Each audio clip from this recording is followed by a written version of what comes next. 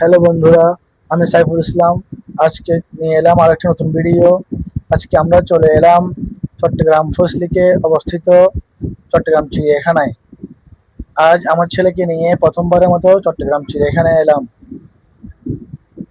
এখানে প্রচুর পরিমাণে জ্যাম। আজ বন্ধের দিন শুক্রবার হওয়াতে মানুষের একটা অন্যরকম চাপ দেখা যাচ্ছে। আসলে শুক্রবার মানে ছুটির দিন, মানুষের চাপ থাকবে, এটাই স্বাভাবিক। পাশেই দেখা যাচ্ছে চট্টগ্রাম ফজলি কনকার্ড।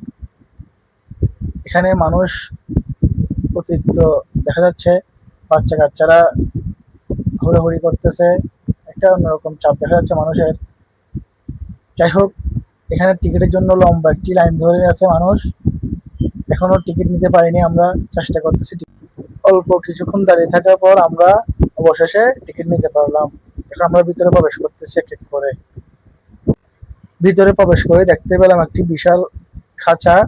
এখানে বিভিন্ন রকমের পাখি দেখা যায়।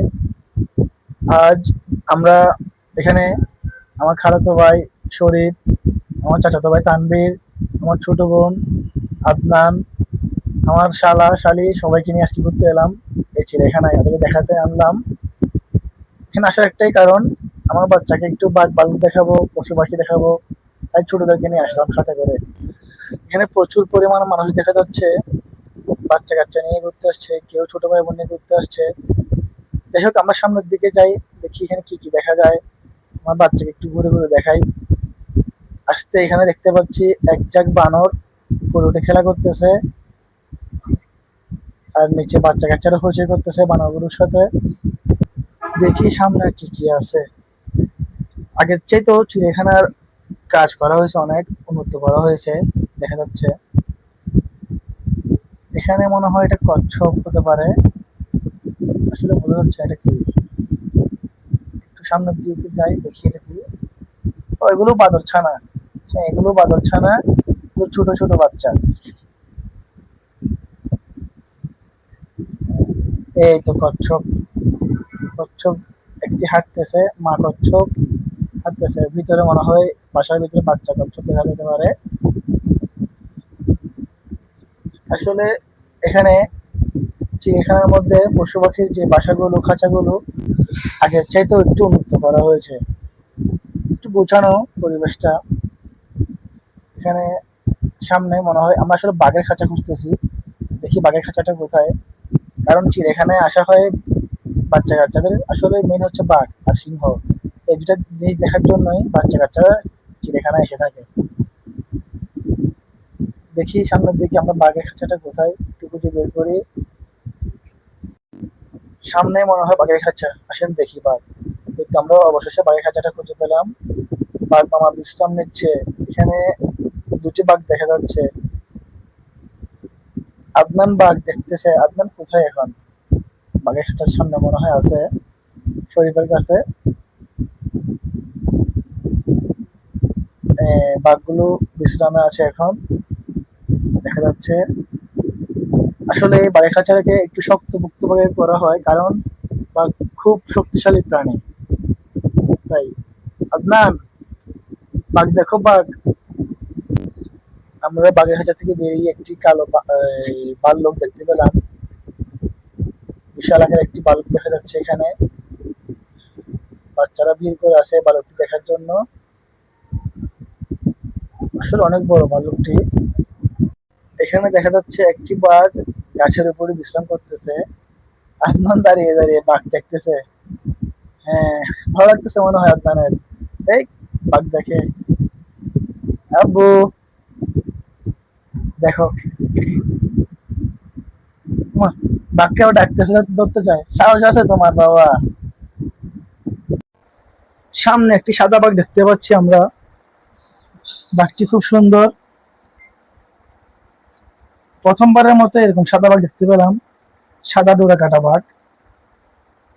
যাই হোক, বাঘটি খুব সুন্দর ছিল, হিংস্র হতে পারে। এটাও এক প্রজাতির হরিণ, আসলে এটা কি বলে এটাকে আমি বুঝতে পারছি না, চিতা হরিণ না কি একটা বলে। এটাও হরিণ। আর একটু সামনে গিয়ে আমরা অজগর দেখার চেষ্টা করি, দেখি অজগর কোথায় আছে। আমরা এখন অজগরের খাঁচার সামনে চলে আসলাম। এখানে এগুলো বাচ্চা অজগর দেখা যাচ্ছে, খুব সুন্দর করে ডেকোরেশন করা হয়েছে অজগরের বাসাগুলো। চারিদিকে গ্লাস দিয়ে বেষ্টনী করা হয়েছে, যাতে এই অজগরগুলো বাহিরে এসে কোনো দর্শনার্থীকে আঘাত করতে না পারে। এক পাশে বাচ্চাগুলো রাখা হয়েছে, আর এক পাশে মাঝারি সাইজের অজগরগুলো রাখা হয়েছে।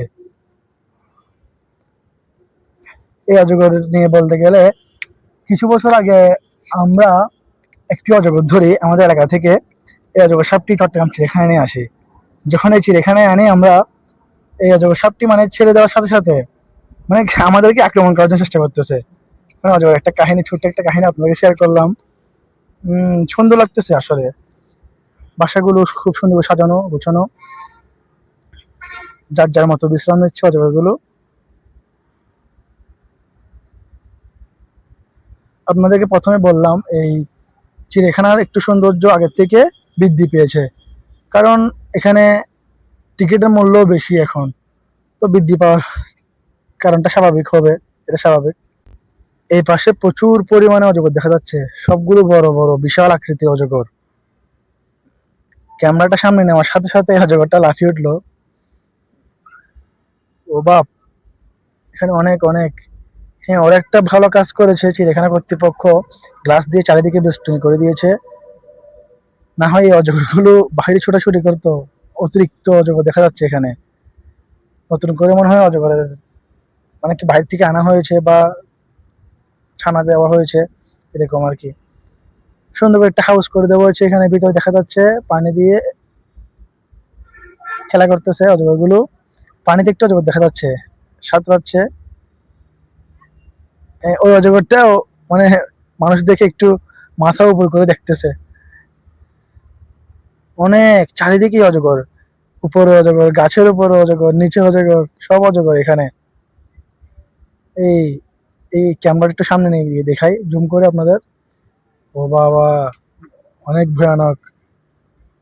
যদি বাইরে থাকতো না, কি না করতো এগুলো। এখন তো বন্দি, তাই কিছু করতে পারতেছে না। অজগরের ঠিক অপোজিটেই হরিণের ছানা দেখা যাচ্ছে। এখানে প্রচুর পরিমাণে হরিণ দেখা যাচ্ছে। একটি বাসার ভিতরে অনেকগুলো হরিণ দেখা যাচ্ছে এখানে। হরিণকে অনেক বড় একটা স্পেস দেওয়া হয়েছে, যাতে খেলা করতে পারে, হাঁটাহাঁটি করতে পারে। খুব সুন্দর করে সাজানো হয়েছে। কিছু হরিণ দেখা যাচ্ছে হাঁটতেছে, কিছু হরিণ বিশ্রাম নিচ্ছে এখানে। হ্যাঁ, চারিদিকে দর্শনার্থীরা ভিড় করে আছে হরিণগুলো দেখার জন্য। আদনান খুব মনোযোগ সহকারে এই পশু পাখিগুলো দেখতেছে, উপভোগ করতেছে। আমার ছেলে এখন জেব্রার পাশে আসছে, জেব্রা দেখতেছে। সুমাইয়াও ছিল ওর সাথে। সুমাইয়া, কি অবস্থা তোমার? আয় হায়, আমার ছেলে তো বসে যাচ্ছে এখানে, বারবার জেব্রার খাঁচার দিকে আসতেছে। জেব্রাটা আসলে দেখতে খুব সুন্দর ছিল। আব্বু, কি অবস্থা, ভালো লাগে? আমরা এখন চলে এলাম পাখির খাঁচার সামনে। এখানে প্রচুর পরিমাণে টিয়া পাখি দেখা যাচ্ছে, কয়েকশো টিয়া পাখি দেখা যাচ্ছে খাঁচার ভিতরে, বিভিন্ন কালারের। আসলে এখানে একটা সৌন্দর্য লাগতেছে কি, এই খাঁচার ভিতরে পাখিগুলো এক একটা এক এক কালার, বিভিন্ন রকমের পাখি। এই ক্যামেরাটা সামনে নেওয়াতে পাখিটা চলে আসছে, আঁকড়ে ধরে আছে খাঁচাটাকে। হ্যাঁ, ঠোঁট দিয়ে আঁকড়ে ধরে আছে। অনেক পাখি এখানে, অনেক পাখি, হরেক রকমের পাখি এখানে। কিছুক্ষণ পশু পাখি দেখার পর আমরা সিঁড়ি দিয়ে পাহাড়ের উপর উঠতেছি। এখানে অনেক দর্শনার্থী দেখা যাচ্ছে, উপরের দিকে যাচ্ছে।